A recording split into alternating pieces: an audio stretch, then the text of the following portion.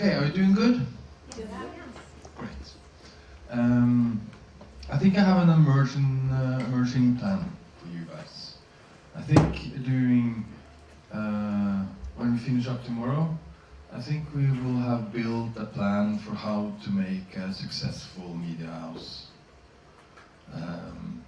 Something that I can bring home and implement in the real world. We need to decide what to build. Personally, during the last years, I've been very, very interested in local media, actually. The reason for that is because I stumbled into it. I was hired as a strategy consultant after I started to work with Innocode. At that time, our revenue was quite low, so everything that actually brought money into the business was great. And the people knew me from the industry, and they knew that I had done stuff that actually turned out to be good money for the larger media companies, and then local and regional newspaper. When I was like available, started to reach out for me and ask me to, hey, we have this problem, could you help us? And I started to look into local media, and I realized that local media, first of all, they're really struggling. It's much more important than I hadn't given it much thought, but I saw that local media actually play an important role. I touched upon that briefly for the break. But local media actually, when local media is actually working, it's like an information hub. It's something that draw the glue of the community, something that creates a sense of belonging and strengthen the sense of being part of something. I don't know if you have that here in Ukraine. Probably you have, or you should have, or even if you don't have it, it's a great opportunity. So then we should build it together. But then at least we started to work with them, and again, it's kind of let's call it emerging strategy, because we started to work with local media struggling. We started to see what they actually needed to do. And we saw that in order to do what they needed to do, they needed products. They needed good products. They needed products that could compete with the giants, with Facebook, in terms of easy to use, fun to use, that kind of stuff. So we started to develop products that they could implement to achieve their strategy and to achieve their goals. So that's how Innocode stumbled into this. We were, before that, we did, like many Ukrainian companies start, we did digital development on demand. You want a product, we can help you build it. But then we saw that we know something, because we saw that we were able to create products that actually worked, that people loved, that actually started to grow. So we said, okay, can we apply what we know about building products and apply that to the media industry and help local media with, and local media often have small resources, they don't have the money to invest in heavy-duty systems and that kind of stuff, they don't have money to develop something on their own. So we saw that, okay, can we do this for them? It's good for us, good for them. So this was an opportunity, we sized it, and that's where we are now. But now, so in our company, the strategy was to help local media with digital products. And then suddenly a new opportunity arose, because we saw, in a way, we saw that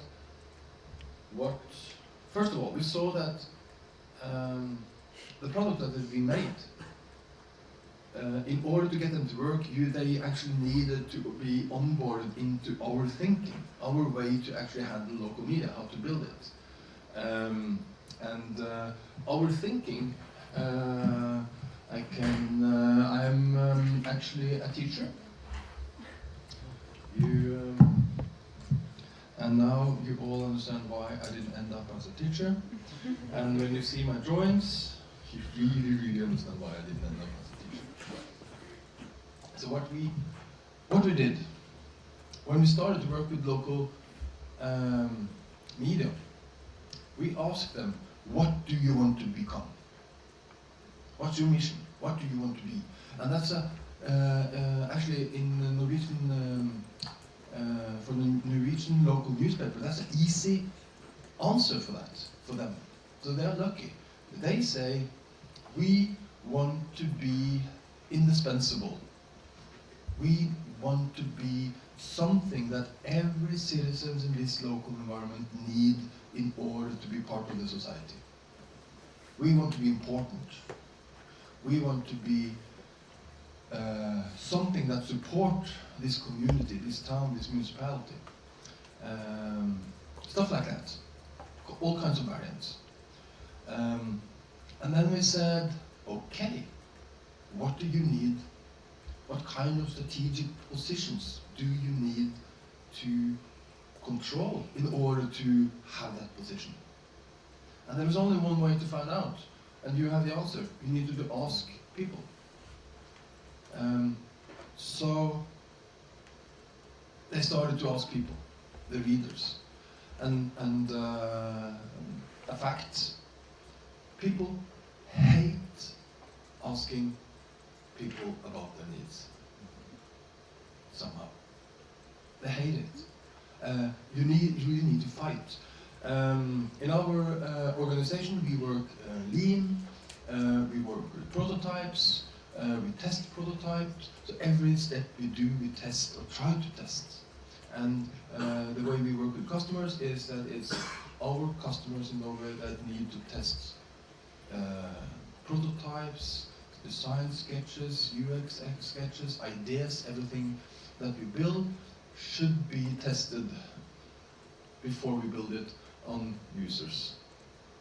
And we know for a fact that when we send a prototype to our customers, more often than not, they test it in the office. And they test it maybe just by themselves. They don't like the idea of actually going out and talk with people. Lots of reason for that. And this is something I've been doing a lot of thinking about, because it's so strange, because people are willing to invest heavily into product development based on guessing what will be a success. And it seems to be a mechanism there. So when people kind of do a bet, and then they invest into it, first with their money, but when you have invested with your money, you have also invested with kind of your feelings and your prestige and everything, and then people seem to do not want to be, how shall I put it, shut down by reality. So the best way to keep reality out of the equation is to close your eyes for as long as possible.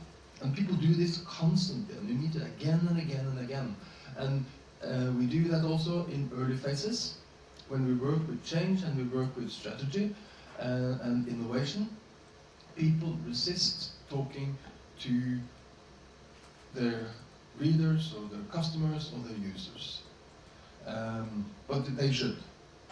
I have been in so many processes where we have forced people to do this, and they have so many. And even when you go to a media house, you should expect them to kind of have a low threshold to actually go out and interview people. It's kind of what they do for a living. But they have all kinds of excuses. Now we don't need to talk with our readers because we do that every day. But they don't. They are talking to the readers, but they're not discussing their needs. It's a one-way street more often than not. So this is really important. Can't emphasize it enough. go to him to be reminded. So we forced our journalists out on the street to talk with ordinary people about their needs, their digital pains, how did they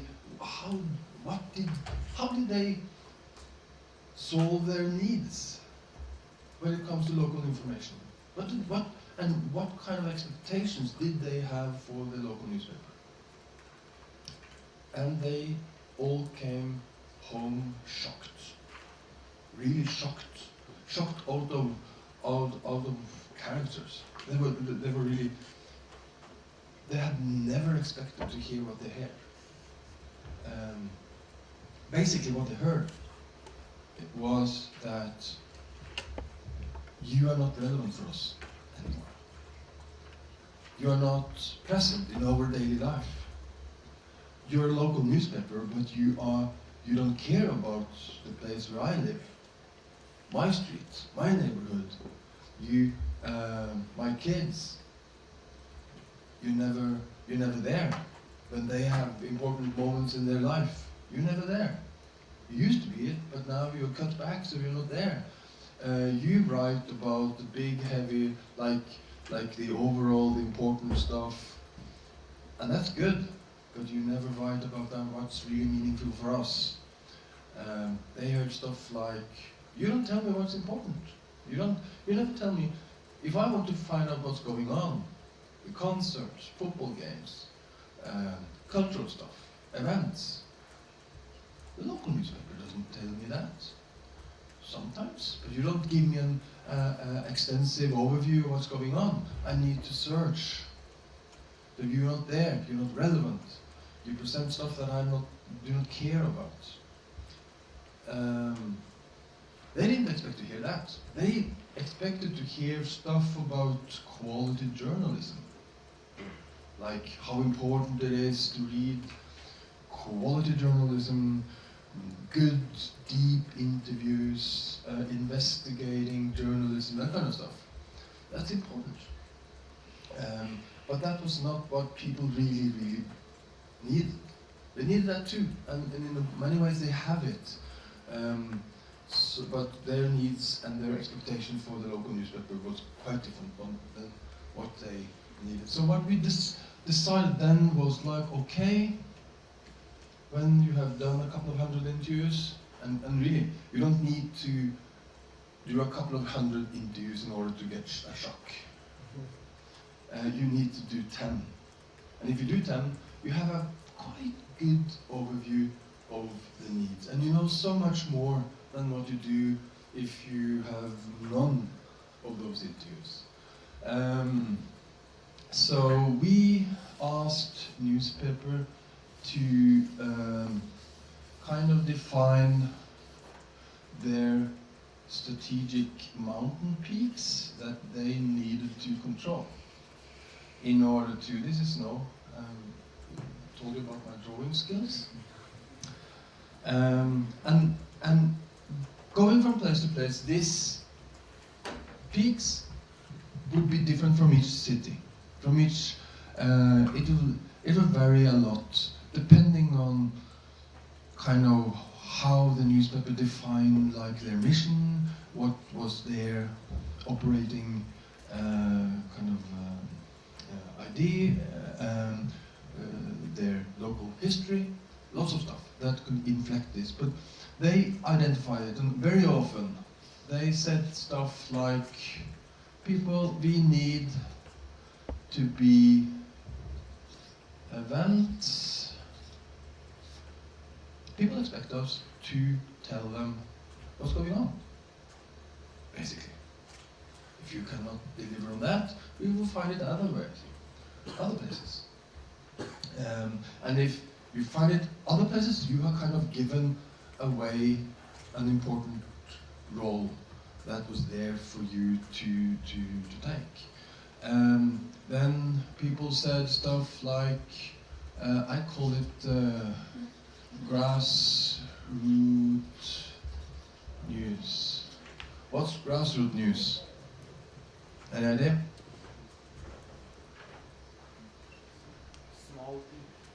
small or little initiatives of local citizens, like when people decided to clean the park or some. For instance, yeah. For instance, like small stuff going on in your neighborhood, like not involving the mayor, but involving clubs, football clubs, schools, churches, kind of what's going on in the community, the small stuff. It's not newsworthy. It's not like, hey, there was a meeting with coffee and cakes in the local church. It's not like top header content. It's not something a journalist will kind of care about. It's actually stuff that in Norway, journalists actually went out and write an article about 20 years ago because they had the resources. Local newspapers in Norway were money machines because everybody subscribed to it. So they just made loads of money. So they actually had the resources to do even that. These days, not. But for people, it's still important. But then it had to be relevant. I will come back to how to solve that. But people want to know about local stuff that goes on in their community. And then there is kind of a rule there that the small stuff that goes on that is close to your heart, like stuff you care about, that's really important for you. It's not important for the newsroom, but it's important for me as a person. Anyway, I will probably dive into this later on. Other stuff that came up was useful news from the municipality. Yeah, like this. Municipality. Like this city or whatever. What could this be? It could be very known for you guys. It's a hole in my street. You got plenty of them. Why is it there? What's happening? We are turning off the water. We have a neighbor 2 blocks down the road are going to build a new house. Lots of stuff that are kind of information that is not really flowing these days. At least not in Norway. You will probably, when you investigate this, you will probably find other needs. But the needs will be there, for sure. And then you define, okay, what do we need to control? Where do we need to be? Some places it could be kind of job positions. Other places it could be greetings, like birthday greetings, lots of stuff. But important to get the overview, because this very, very often didn't really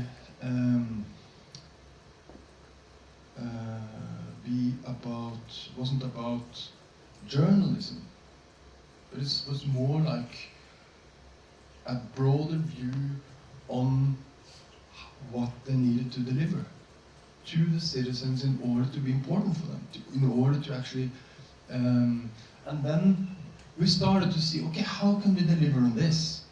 Because this is kind of Facebook and Google, this is Facebook and Google and Twitter and blogs and web pages and everything there.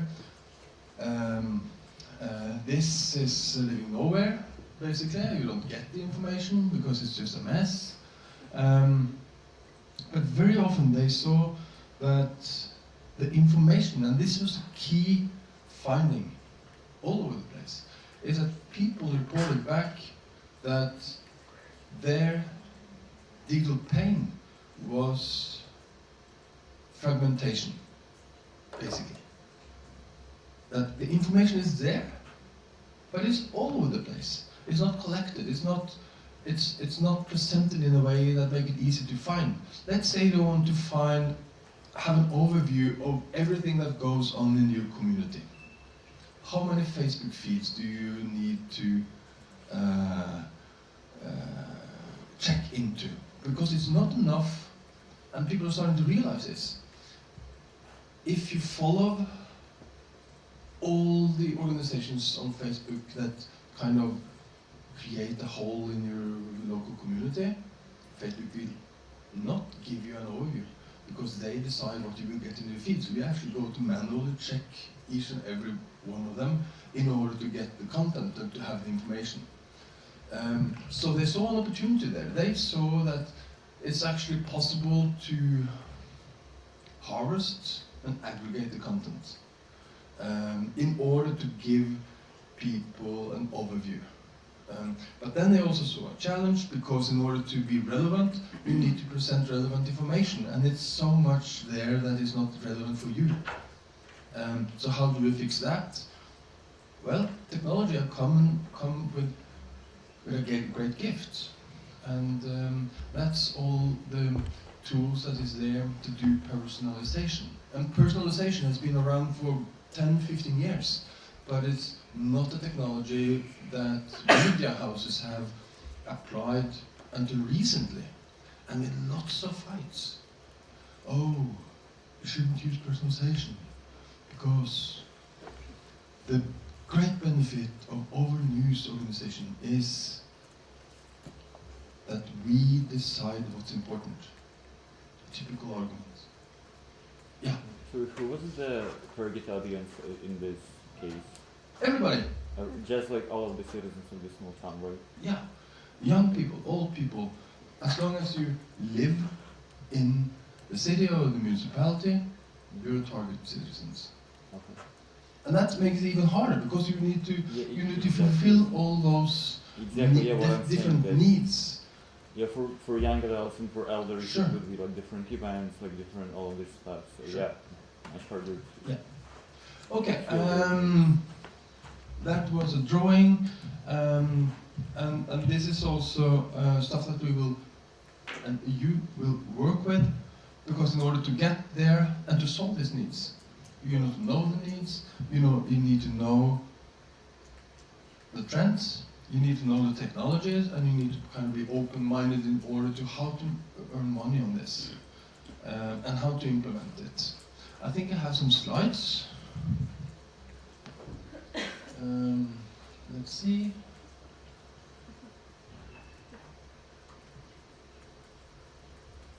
And then I said it a lot of times, people hate change, especially the media houses.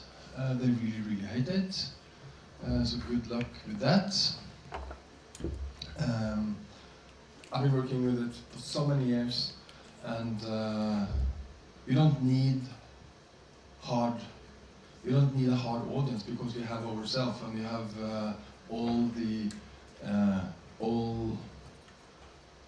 uphill work in our own organizations.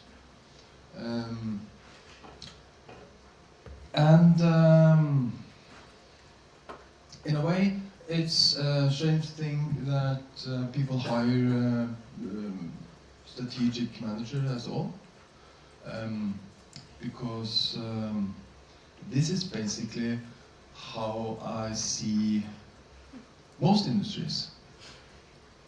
This is how it works.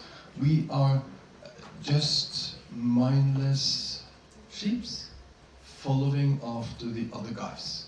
So if they want to do it, we do it, and then we kind of eat some grass and we just follow on. In a way, this sounds like a joke, but it's not a joke, because this is actually what happens all the time. You have heard about hypes, right? And hype is exactly that. Everybody jumps on, mindlessly, and they feel that they are in control, and they feel that they are modern, and they feel that they kind of know what's going on. Probably it's based on assumptions that is not correct, not tested, not verified. Probably it's based on flawed timing. Hypes is very, very often like years behind, or years in front of what will actually be possible to work with. So kind of this is the world that we need to maneuver in. This is the world that will meet us when we are kind of we are basically asked to be one of these, and then our job is to say, is this really where we're going? Are we really going to do what everybody else do because we assume that what everybody do is the right thing to do? And if you kind of ask yourself those questions, you will be unpopular, but probably quite successful. So I like kind of the idea when it comes to handle change and to onboard people. I think it's important to build a scenario. What's going on is kind of, and what's likely to happen is to build a scenario. And this is what I'm going to ask you guys to do right now. I want you to come back and just tell me about kind of a high-level scenario of what's going to happen in the Ukrainian media industry the next 5 years. High level. What do you think is important? This is what's called an impossible task, but it's not really impossible. And the reason why this is important and why this is a good exercise is because this is exactly what you're going to do when you work with strategy in media companies, if you're going to succeed. And of course you will probably have more than 15 minutes or 10 minutes. How much time do you think you need? I want you to kind of grab 3 or 4 people, go together, find a place, build an easy to grasp scenario of the most important things that is going to happen in the Ukrainian media. Is it how important? How impossible do you think this is? It depends on the elections we're having. There's a different watch. Huh?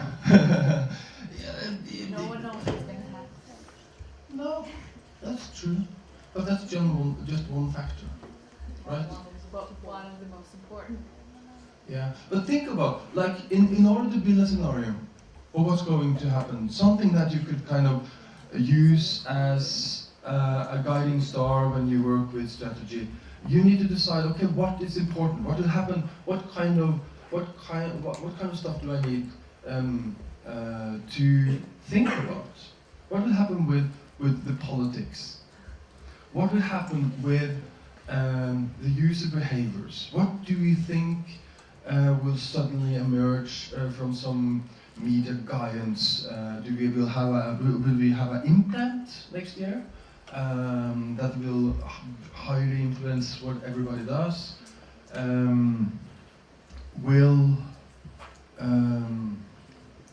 Never mind. Try to give me kind of a very precise description of what will going to happen, the most important part that will happen in the scenario, and describe it as in 2000, and you can choose the number yourself. This is the picture. Right? Can you do that? Cool. I enjoyed this. I learned a lot about the Ukrainian media market.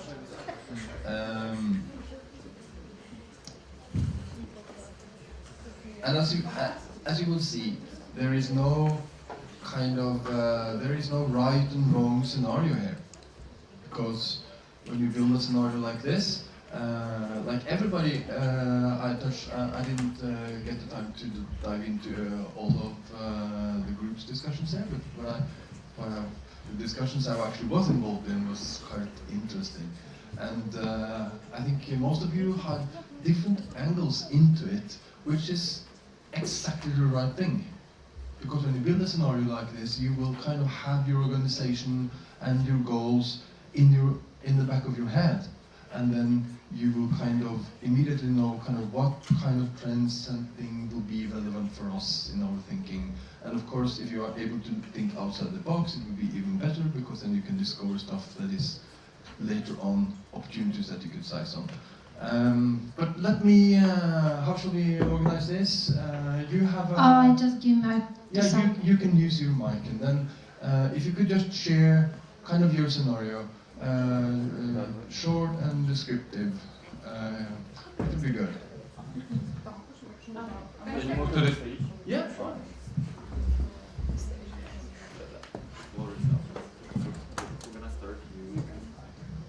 Yeah, hi guys. So we've got like a few points to discuss with you about how we see the future of media in 5 years. And so Hi again. So we think that they very much will depend on the elections and our future president. We don't know about the public policy about the accessibility of online and offline medias, whether we're gonna have those social medias, those offline medias what we have now, and maybe Facebook will be blocked in 5 years, as well as this VK. Also, we have no idea about the content censorship that's going to be in 5 years. What we're going to see, what we're going to read, maybe in 5 years, absolutely will be everything will be absolutely different.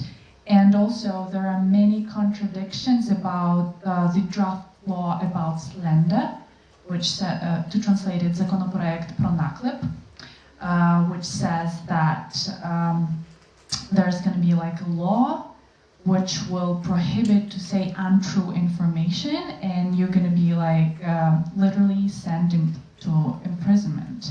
And this law will actually limit the freedom of speech. And unfortunately, Ukraine has a very sad situation about the limitation of freedom of speech.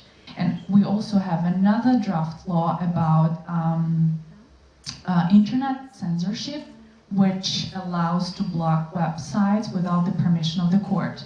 So these kind of laws will really may really influence the situation about social medias, about another medias. So we don't know what's going to happen in 5 years. It all again depends on the elections. yes, so the next point is we should take into account the Generation Z, who right now they have like approximately 15 years old, right? And in 5 years they will become a customers, and of course their customer behavior would be changed so much, because right now they have like huge access to the social media, to the Instagram, to the Facebook, whatever, and of course it will change the way how media should post their news, how the companies and services should position themselves in the media space. So we also need to take this into account. The next one, what else?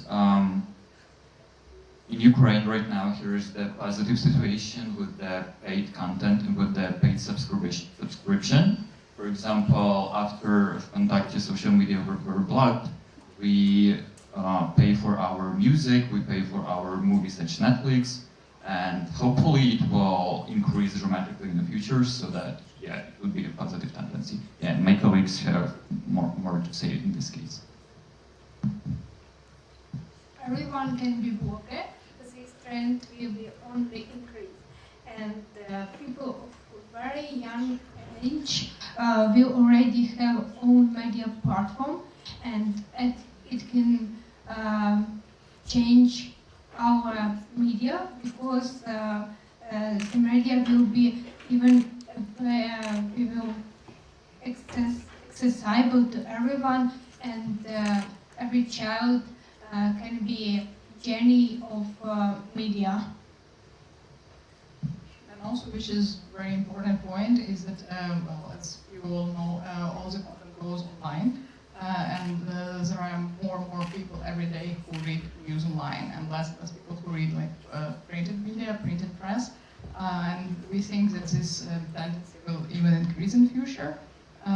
What else? Another important point is that, for example, if you read Financial Times or Foreign Policy, you can subscribe for 4 or 5 different articles which are free for you per 1 month. But if you would like to read more, you have to pay. So I think in Ukraine it can be the same in 5 years when cool, great, interest in online media will have paid subscriptions for people to read. And also there is a tendency that people don't read long posts and long articles. And we think that these long reads will die in the future. And all the information and all the content will be short and more understandable. Also, it's very important to emphasize that nowadays we have a lot of fake news, and it's very important for Ukraine in 5 years, and we hope it will we will have this tendency, and maybe we will have special applications. We shall help people to check news, to make this fact-checking, and also we were discussing social responsibility of the media, and some social media or some online media, they even organize workshops for people, and they tell people how to find out if these news are fake or if they are real. And we hope this tendency will also stay in Ukraine in 5 years. Okay. Yeah. And also, the whole world right now is crazy about being eco-friendly, so we think that in 5 years, printed media will be not that much, and everyone's going to be online, and it's going to be like very prestigious to buy something printed. Yeah, it's going to be very expensive and quite prestigious to do. Yeah, what I also want to add is that, for example, as I told you about this subscription which you pay for, it means that, for example, if you have a YouTube Premium subscription, it means that you have no advertising there. And so it means we need to find like another platforms, another way you have to advertise our product or our service to the customer, which is like really tricky question. And that means that for now and for the future, like virtual reality stuff would be more popular. And yeah, this is also important stuff. And one more thing is that, for example, if we're talking about human rights issues, we hope that in the nearest future, in 5 years, Ukraine will discuss it more, because I don't know if you heard about this latest drama around Esquire magazine, because they released article about heterosexual white teenager in America, and people were like crazy about it because they more would like to read about I don't know, like women rights, about LGBT people, about stuff like that, but not about like the basic person who have not like no discrimination about around him. So yeah, I think that it's also an important question. Yeah, that's basically it, I guess, right? Yeah, and to sum up, all the future is about being online, but please don't forget that real life exists. So please turn off your phones after 9 p.m. and live your life. Yeah. Thank you. Wow. You could say. All right. This is interesting because you kind of draw a quite fine-grained scheme of how the world will look like in 5 years, and it's quite different from what you see today, right? Basically, you had also a lot of questions. So if I were like grading you, I would probably grade you a little bit down because of that, because you should do bets. Instead of saying, oh, it depends on and that kind of stuff, you should place kind of bets. You could say, they're going to win, and because they are going to win, this, the world will see look like this, because of the consequences going, and this Be more confident about it. It's more useful. The question is really important, but then you need to take some bets in order to create a scenario that you believe in. And then you could be wrong. It doesn't really matter, because you know why, and you know where you actually missed, and you could apply, and you can even build 2 scenarios. You could say, okay, this is so important. We have identified this election as a really, really major game changer.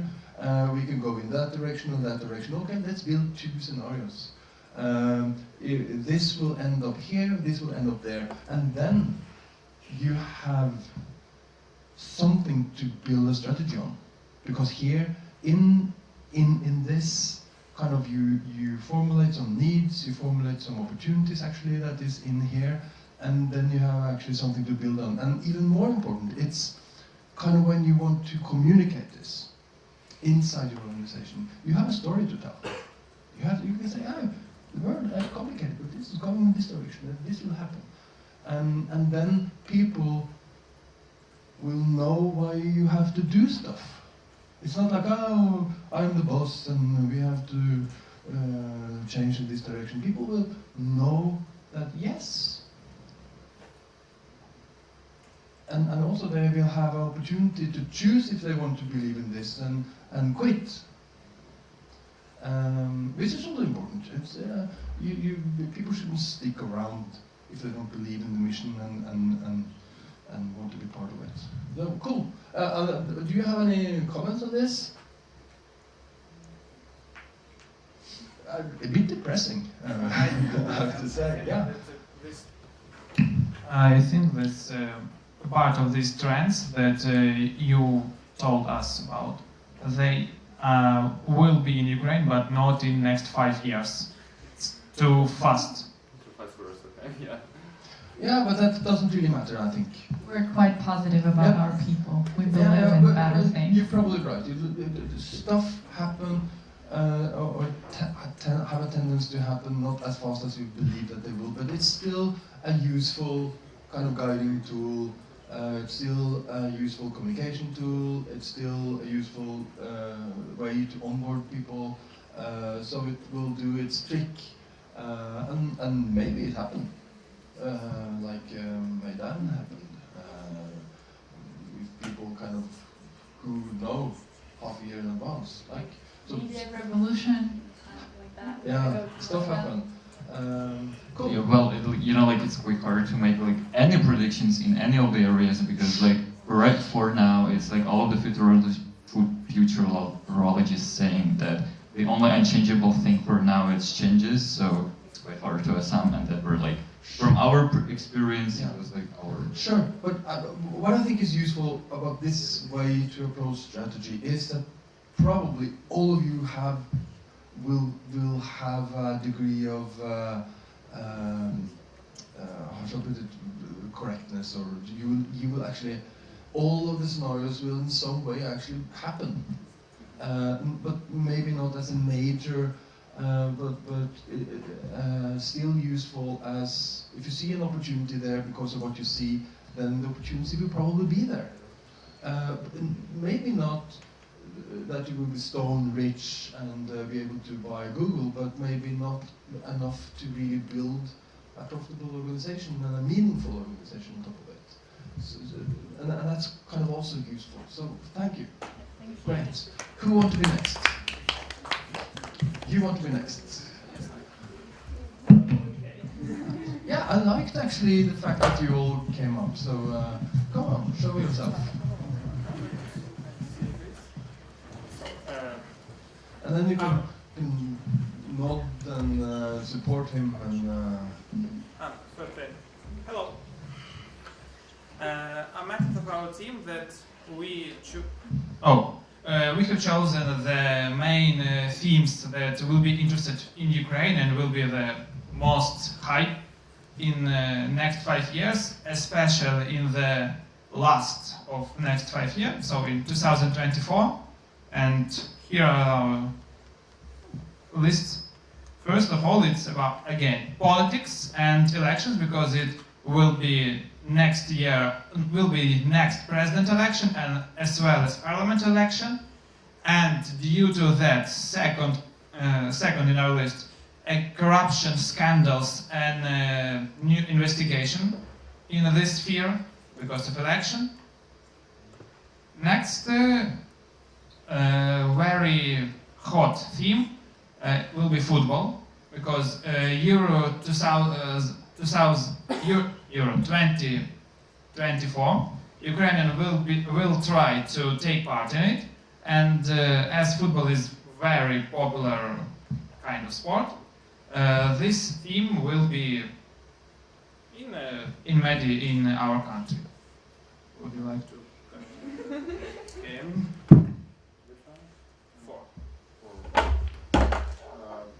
we think that the next interesting theme will be Donbass peace strategy. Also, we think that interesting will be protest after election 2019, after this election, after president and maybe after parliament election. The next is religion reformation in Ukrainian Orthodox Church. No? I don't have it before. So, next point is dividing between long reads and short reads.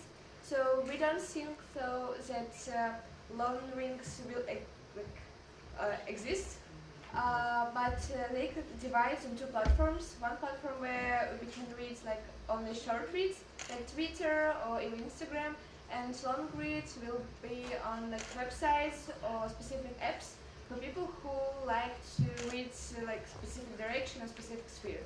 But like everyday news will be in short list. And also Facebook will move to short read format, while long read will exist in Telegram, for example.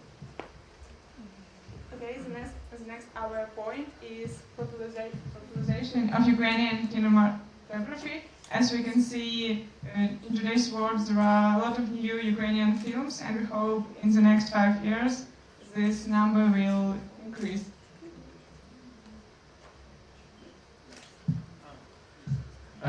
Also, we look forward to see problems in pension sphere due to emigration of the youth and aging of the nation.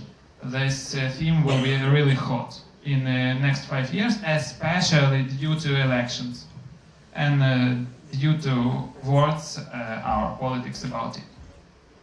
And also, we as most countries expect the arriving of new labor codex. This will be after election in 2020 or before in 2024, but this theme is very interesting for big business, not only big, actually for all businessmen and for governance.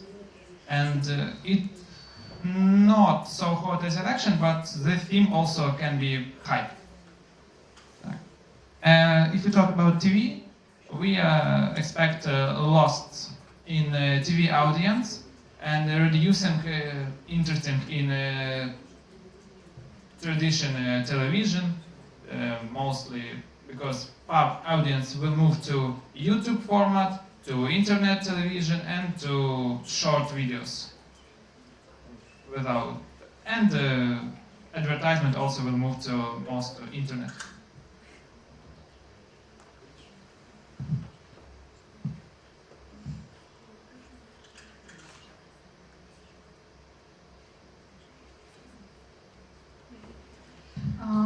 Climate change in Ukraine and its influence on industry, economic change on recycling, upcycling.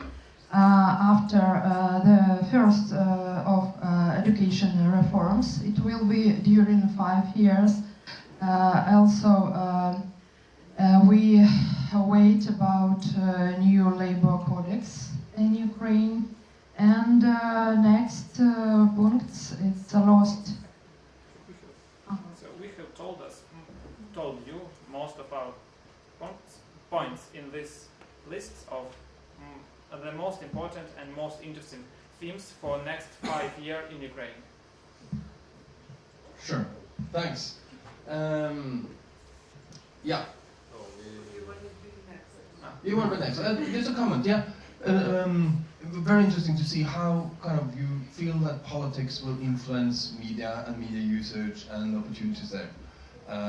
If I were to ask a similar group in Norway, they probably will mention environment issues as a very and they would say that like stuff like in 5 years that movement have kind of strengthened, but it will also be met with probably a great opposition of people that don't believe it or think it's costly or we should forget about it, and that will probably also kind of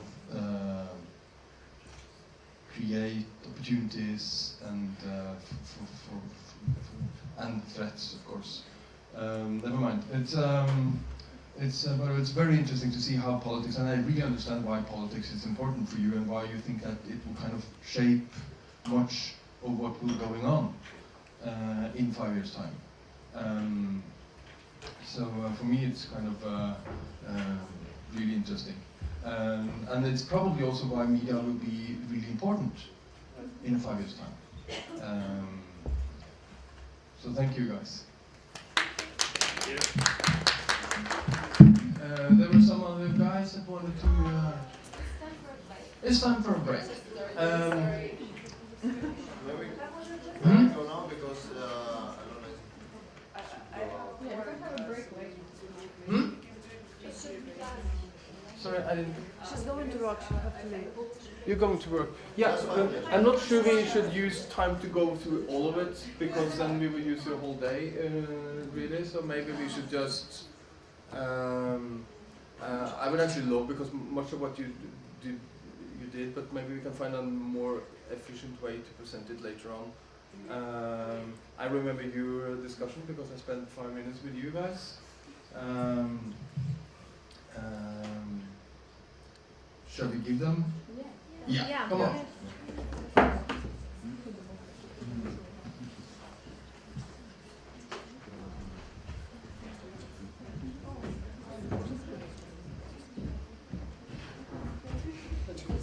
Hi, we are very sorry for delaying you. No, I'm happy. I'm not even hungry.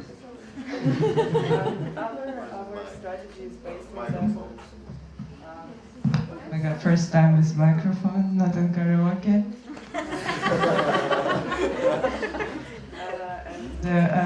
Our first strategy is slow media strategy. This strategy is based on the fact that right now we have news that basically... can I do it without like this? Because it's like not really, it's my first time. This strategy is based on the fact that we have a media resource which is published every month, for example, maybe 2 or 3 months, and the stories which we are planning to give there are going to be objective, because we're going to spend more time to present the whole story.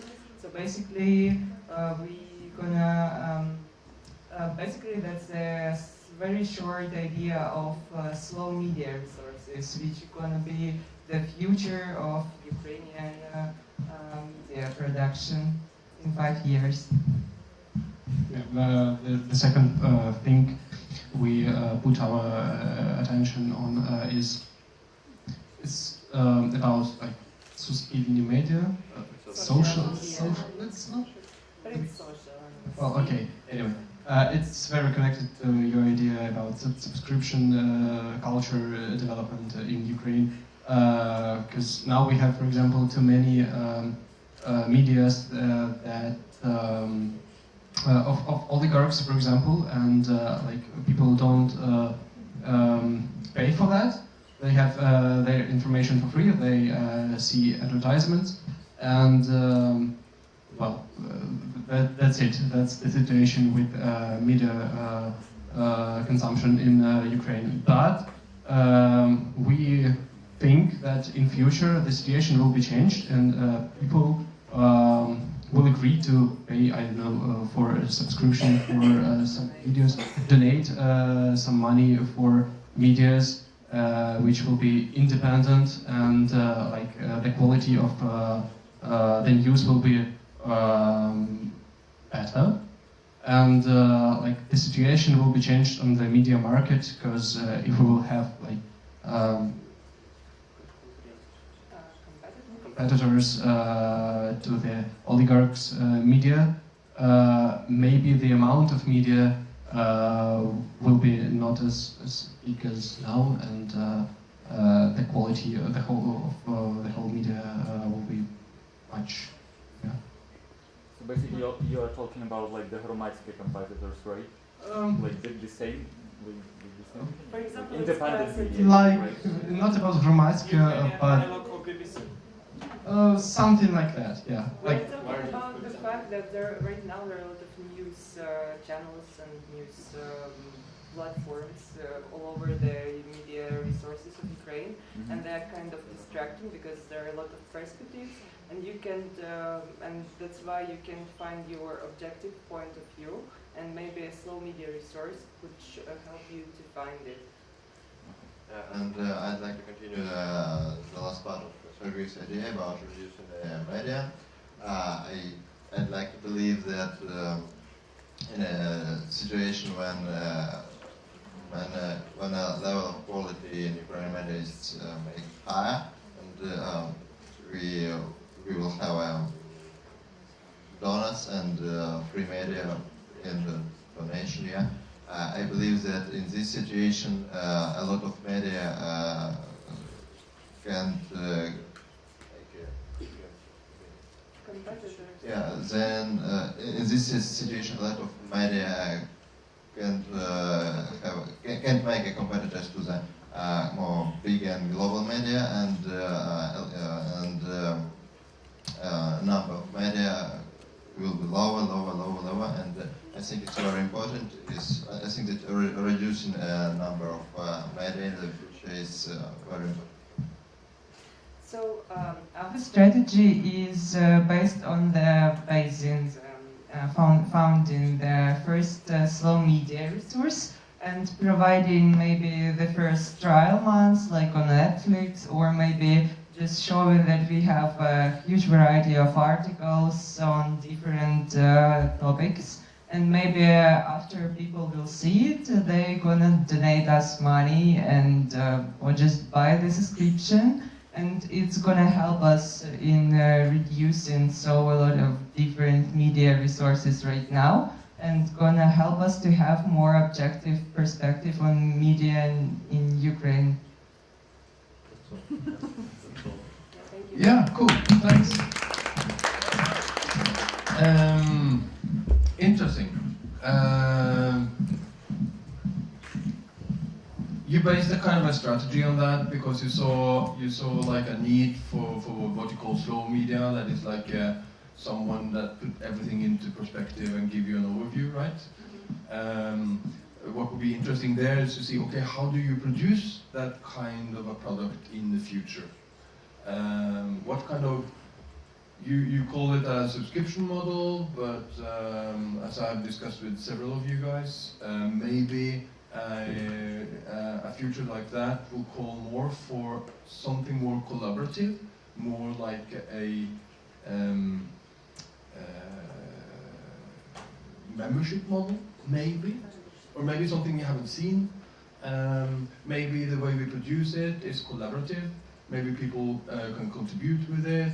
I don't know, but I think like if you believe in a future like that, if you believe in a future with fewer media and with need for someone to really think into perspective, then you act on that, and then you investigate how should that actually be built. Cool. Great. It's a break. We are behind.